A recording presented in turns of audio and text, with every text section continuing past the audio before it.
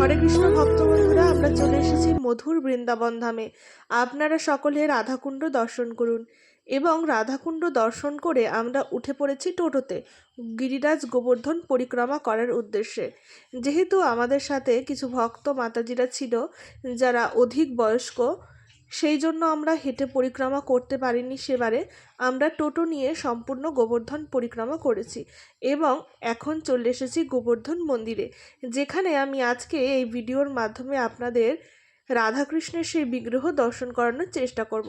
তাই শুরু থেকে শেষ পর্যন্ত সকলকে দেখার অনুরোধ রইল। হরে কৃষ্ণ, আমি সুপ্রিয়া দেবী দাসী। আমাদের নতুন একটি ভিডিওতে সকলকে স্বাগত। আমি কিছু ভক্তিমূলক ভিডিও তৈরি করার চেষ্টা করি আপনাদের আশীর্বাদে, এবং আপনাদের যদি এই ভিডিওগুলো বিন্দুমাত্র ভালো লেগে থাকে তবে একটা লাইক, কমেন্ট, শেয়ার করে এবং আমাদের এই আইডিটা ফলো করে দিয়ে আমাদের পাশে থাকবেন।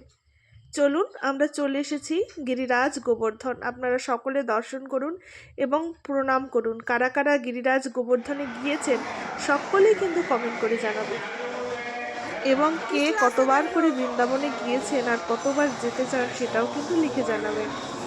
আপনাদের যে ভিডিওর মাধ্যমে আমি এখন দর্শন করাচ্ছি সেটা রাধারানীর অশেষ কৃপায় প্রথমবার আমার বৃন্দাবন দর্শন। তাই আমি সব ক্যামেরা বন্দি করে নিয়ে এসেছি আপনাদের সাথে শেয়ার করব বলে। গিরিরাজ গোবর্ধন পরিক্রমা করার জন্য দুটি পথ রয়েছে, অর্থাৎ একটি হচ্ছে ছোট মার্গ এবং একটি বড় মার্গ। যদি আপনারা বড় মার্গ পরিক্রমা করেন পায়ে হেঁটে, তাহলে 6 থেকে 7 ঘন্টা সময় লাগবে। সেটা আপনাদের হাঁটার ওপর নির্ভর করে।